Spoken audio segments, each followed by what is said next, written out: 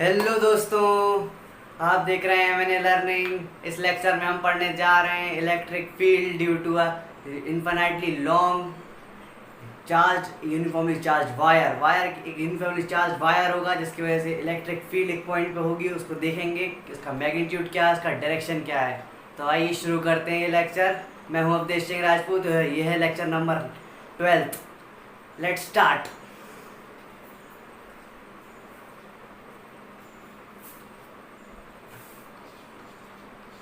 Electric field due to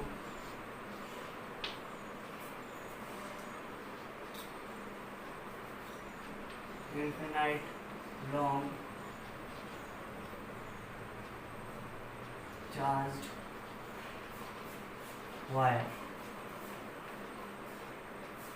एक हम infinitely long wire लेंगे जिसके ऊपर चार्ज को ला के रखते, छोटा छोटा चार्ज पूरे वायर पे आ जाएगा। ठीक है ना, एक वायर ले लेते हैं अच्छा सा।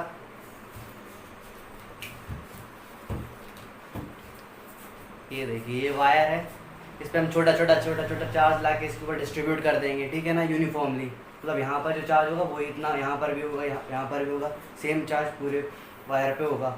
ये तो अब छोटा सा वायर है, इनफाइनाइट लेंथ का है, पर इन्फिनाइट लेंथ कर लेंगे। इन्फिनाइट लेंथ का होगा, उससे ये वायर है, इससे इस पॉइंट पे, यहाँ से इस पॉइंट पे क्या देखेंगे, इलेक्ट्रिक फील्ड, इसका मैग्नीट्यूड क्या है। ठीक है, आइए शुरू करते हैं।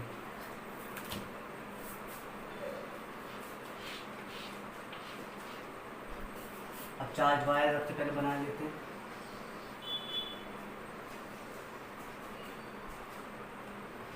बढ़िया सा चार्ज वायर बना लिया अपन ने। यहाँ पर इसके ऊपर यूनिफॉर्मली चार्ज डिस्ट्रीब्यूट कर दिया, पॉजिटिव चार्ज। ठीक है, पॉजिटिव चार्ज डिस्ट्रीब्यूट हो गया। ये इन्फिनाइट लेंथ का है। ठीक है, इन्फिनाइट लेंथ हो गई इसकी। अब हम इसको सॉल्व करने के लिए, मतलब इसकी इलेक्ट्रिक फील्ड निकालने के लिए गॉस लॉ की हेल्प लेंगे। ये एप्लीकेशन ऑफ गॉस लॉ में आता है।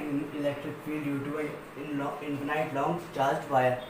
एक चार्ज वायर की जो इलेक्ट्रिक फील्ड, चार्ज वायर से इलेक्ट्रिक फील्ड निकल रही है, उसको निकालने के लिए हम गॉस लॉ भी इस्तेमाल कर सकते हैं। क्यों?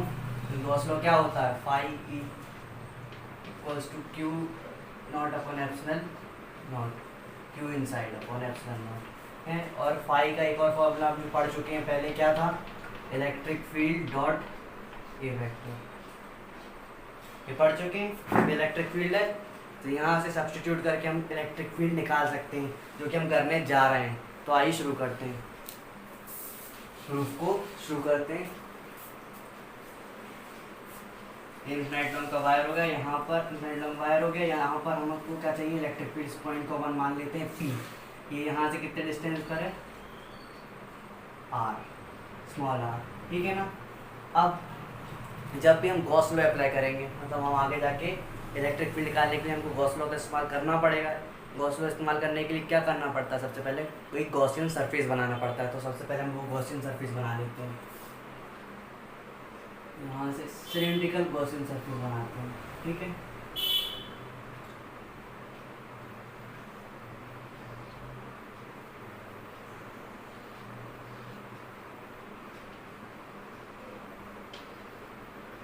ये बढ़िया सा गॉसियन सरफेस बन गया।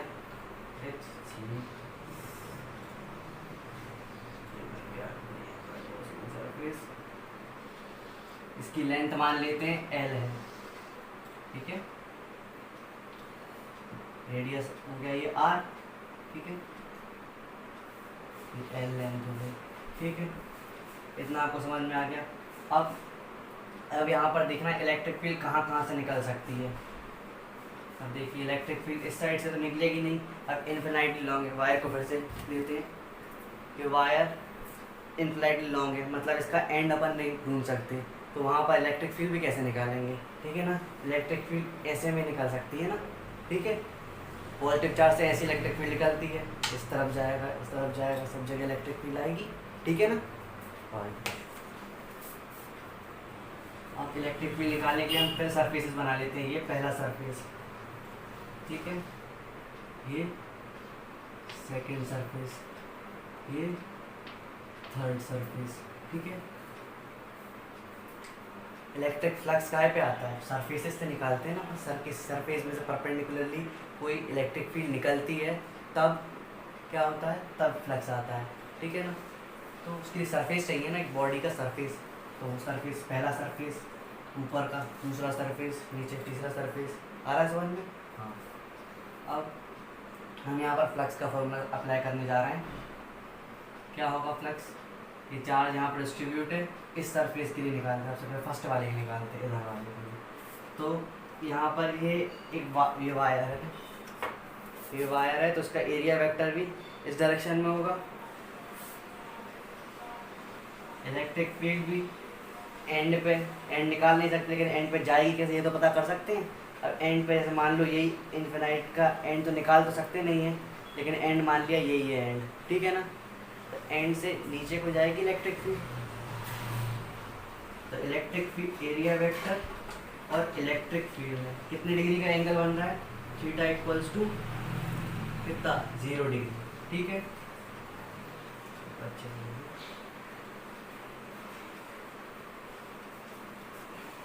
लेकिन ऐसा नहीं होता है, अब हम एंड निकाल ही नहीं पा रहे तो उसकी इलेक्ट्रिक फील्ड में नहीं निकाल सकते, ये आपको दिमाग में रखना है। इसलिए इलेक्ट्रिक फील्ड इस डायरेक्शन में नहीं होगी और थीटा भी 0 नहीं होगा, इलेक्ट्रिक फील्ड हमेशा इस डायरेक्शन में होगी, ऐसे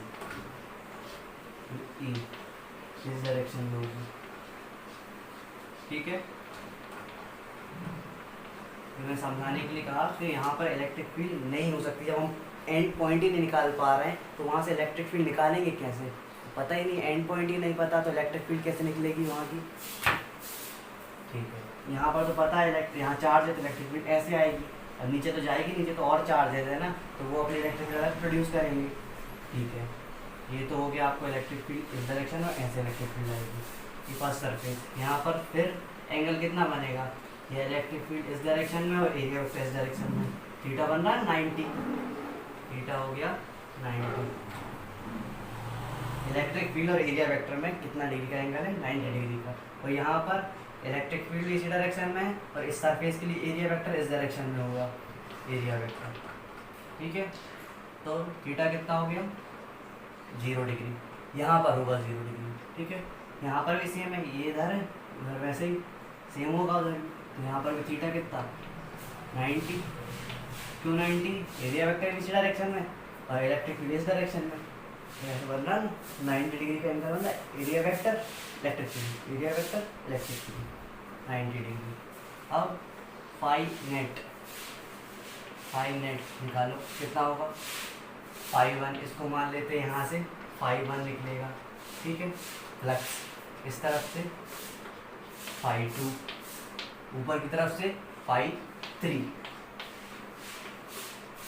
सब्स्टिट्यूट करो वैल्यू कितना होगा। अब इस सरफेस के लिए पूरा सरफेस तो लेंगे नहीं, तो उसके लिए अपन इसका एरिया कितना होगा मान लेते हैं, पूरे के लिए नहीं तो इसके लिए थोड़ा सा डी मान लेते हैं, डी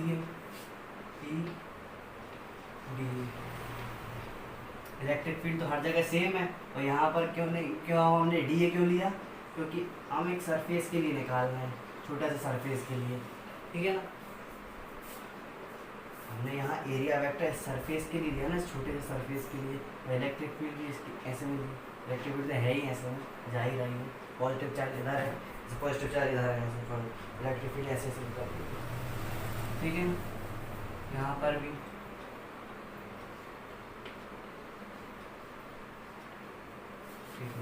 cos थीटा कितना होगा, θ1 90 cos 90 प्लस EDA cos कितना 0 डिग्री प्लस EDA cos 90, यहाँ 90 है, हाँ cos 90 कितना होता है, 0 होता है, तो ये और ये 0 हो जाएंगे, बचा क्या EDA cos थीटा cos 0 मतलब EDA हो गया, ये फाई नेट, ठीक है ना। फाई तो अपन ने एक तरह से निकाल लिया जो अपन को फॉर्मूला पता था इलेक्ट्रिक फील्ड और एरिया वेक्टर से निकालने का, ठीक है। अब हम गॉस लॉ से निकालेंगे, बाय गॉस लॉ। क्या होगा, फाई नेट इक्वल्स टू,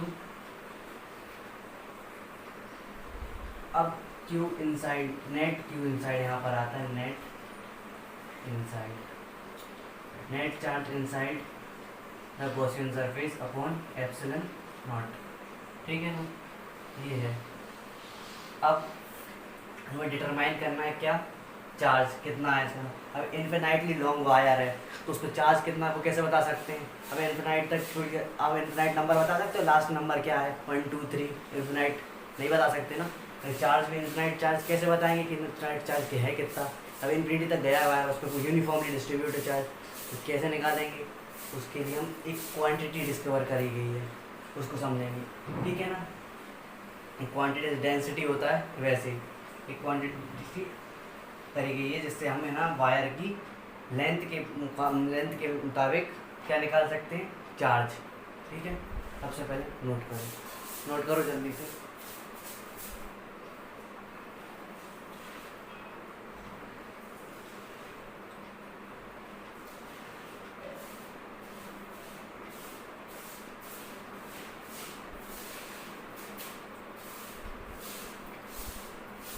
और यहाँ पर देखिए ये ई डी ए क्यों लिया, सिर्फ इतने सरफेस के लिए, अब इनको इंटीग्रेट भी करेंगे तो पूरा इतना था, ये पूरा नीचे वाला सरफेस है ना, ये पूरा काउंट करेंगे और इससे इलेक्ट्रिक फ्लक्स जो आएगा उसकी वैल्यू वहाँ रखेंगे। अभी हमने सिर्फ इस सरफेस के लिए निकाला है, छोटे से सरफेस के लिए, ठीक है ना। अब इसको इंटीग्रेट करेंगे उसके बाद सही वैल्यू आएगी। मैं इसको मिटा दूँ, नोट कर लिया है ना, हाँ।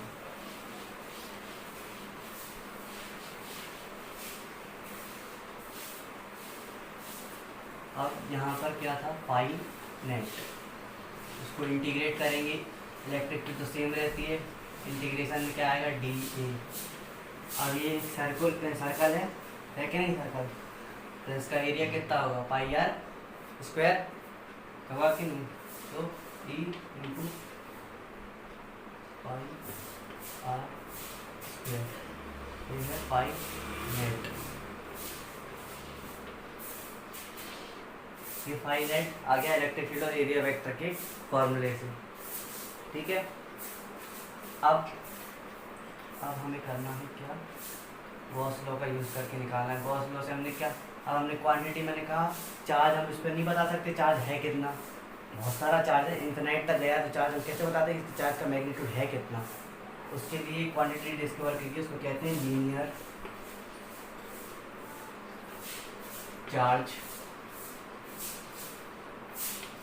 डेंसिटी, लीनियर चार्ज डेंसिटी, ये बहुत मेन है, इसको हम कहते हैं लैम्डा, इसको लैम्डा से डिनोट करते हैं। और इसका ये होता क्या है, ये है चार्ज पर यूनिट लेंथ, इसके नाम से ही समझ सकते हैं लीनियर चार्ज, मतलब लीनियरी मतलब लेंथ को के लिए बनाया, charge per unit length, charge इतनी सी लेंथ के लिए कितना चार्ज है वो ये लैम्डा बताएगा। मतलब एक कूलम इन 5 मीटर, 1 कूलम पर 5 मीटर, मतलब 5 मीटर, हर 5 मीटर पे 1 कूलम चार्ज है। मतलब यहाँ से 5 मीटर थोड़ा लंबा होता है, 5 मीटर पे 1 कूलम चार्ज है, तो 1 कूलम चार्ज बहुत बड़ा होता है, ठीक है ना। 1 कूलम चार्ज 5 मीटर पे, अगले 5 मीटर पे फिर 1 कूलम चार्ज ऐसे है, ठीक है ना। ये आपको समझ में आ गया, नोट करो, ये क्या है, लैम्डा। इसकी यूनिट आप समझ सकते हैं, यूनिट क्या है, चार्ज कूलम पर मीटर इनवर्स, ठीक है ना, कूलम पर मीटर इनवर्स हो जाएगी, इसकी क्या हो जाएगी यहाँ यूनिट, ऐसा यूनिट क्या हो जाएगी लैम्डा की, यानी लीनियर चार्ज डेंसिटी की यूनिट होगी कूलम पर मीटर इनवर्स, ठीक है। नोट करो सबसे पहले,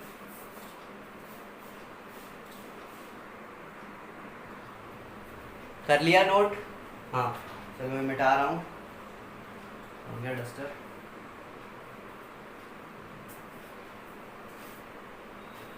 हाँ मिल गया, डस्टर मिल गया, यहाँ पर हम मिटा रहे हैं इसको, ठीक है। अब देखना, अब ये हमने पाई आर स्क्वायर के सर्कल के हिसाब से लिख दिया, लेकिन एक सरफेस है तो इसको हमें थोड़ा और तरीके अच्छे से लिखें जिससे ना आप फॉर्मूला थोड़ा अच्छा बने उसके लिए क्या लिख सकते हैं इसको, एरिया को, एरिया क्या है पाई आर स्क्वायर। अब एरिया क्या होता है, लेंथ इंटू लेंथ, यही होता है ना एरिया। तो यहाँ पर इसकी लेंथ कितनी होगी ये, यानी सरकमफेरेंस इसका कितना होगा 2 पाई आर, 2 पाई आर।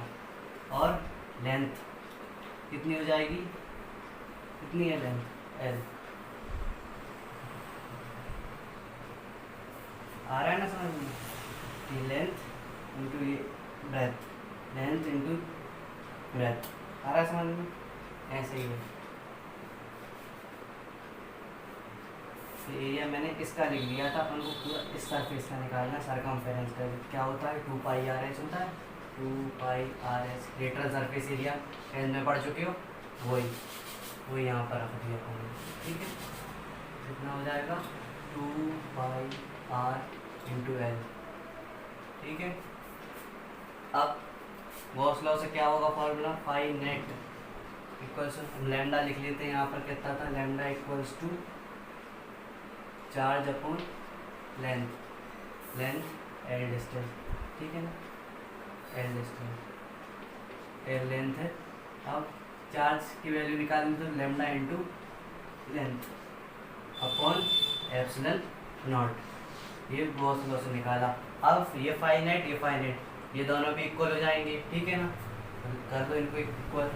ये electric field into 2 pi r L equals to lambda to L upon epsilon naught. यहाँ से एल टू एल कैंसिल, ये नीचे जाएगा। इलेक्ट्रिक फील्ड निकालनी है ना अपन को, मैं यहाँ पर मिटा दूँ इसको,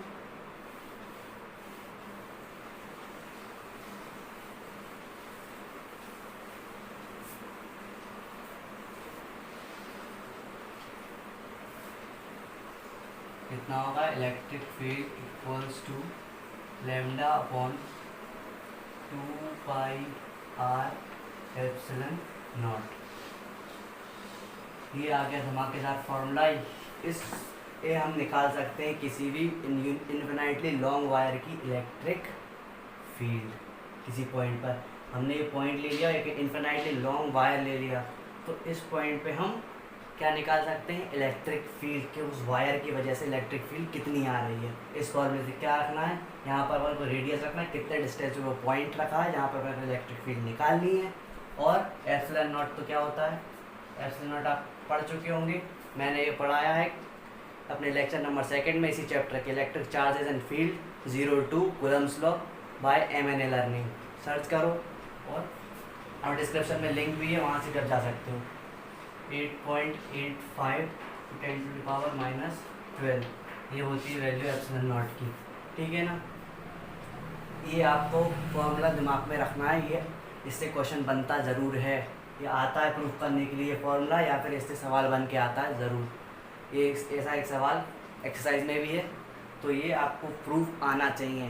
इन्फिनाइटली लॉन्ग वायर से इलेक्ट्रिक फील्ड किसी पॉइंट पे निकालना आनी चाहिए। नोट करो, पॉज करके नोट करो, पॉज करके नोट करो। कर लिया नोट। अब देखो, अब इस फॉर्मूले से भी क्या पता चल रहा है, देखो धमाकेदार बात आने वाली है यहाँ पर से। ये सब देखो 2 pi epsilon not and lambda, ये सारी चीज़ें क्या हैं, कांस्टेंट हैं, मतलब इलेक्ट्रिक फील्ड इन्वर्सली प्रोपोर्शनल है आर के। मतलब जैसे जैसे आर को अपन ने यहाँ रख दिया तो इलेक्ट्रिक फील्ड इस पॉइंट के मुकाबले कम आएगी, मतलब यहाँ पर इलेक्ट्रिक फील्ड ज़्यादा आएगी, पास में है तो ज़्यादा इन्फ्लुएंस करेगा इस पॉइंट के लिए, है ना। और यहाँ पर है जो दूर है तो इस पर इलेक्ट्रिक फील्ड कम लगेगी, मतलब रेडियस बढ़ाने पे इलेक्ट्रिक फील्ड कम होगी। जैसे जैसे रेडियस बढ़ाएंगे इलेक्ट्रिक फील्ड कम होती जाएगी। मतलब रेडियस का मतलब नहीं, यहाँ रेडियस नहीं, ये है डिस्टेंस। तब जैसे जैसे किसी पॉइंट की डिस्टेंस बढ़ाएंगे अपन इस वायर से, वायर इन्फिनाइटली लॉन्ग वायर या यूनिफॉर्मली चार्ज वायर, इससे किसी पॉइंट पे मैंने इलेक्ट्रिक फील्ड निकालनी है, अपन उसको बहुत दूर रख दिया तो इलेक्ट्रिक फील्ड कम आएगी, ठीक है। अब इसका ग्राफ कैसे बनेगा, ग्राफ यहाँ पर इलेक्ट्रिक फील्ड, यहाँ पर ये डिस्टेंस आर, तो कुछ इन्वर्सली प्रोपोर्शनल ग्राफ कुछ ऐसा बनता है, ठीक है ना। ठीक है, ये हो गया इन्वर्सली प्रोपोर्शनल का graph. Electric field distance from the charge wire से आर डिस्टेंस पे उसकी इन्वर्सली प्रोपोर्शनल होती है। नोट करो इतना।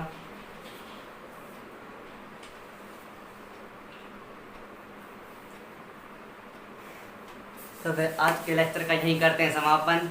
आप देखते रहिए M&A लर्निंग। अगले वीडियो का इंतज़ार करिए और लाइक करें, सब्सक्राइब करें और शेयर ज़रूर करें। आपकी तरह सारे स्टूडेंट्स को ये लेक्चर मिलना चाहिए, जिससे वो इस ऐसे फॉर्मूले जो ऐसे डेरिवेशन है वो अपने दिमाग में ला सकें और अच्छे से समझ सकें।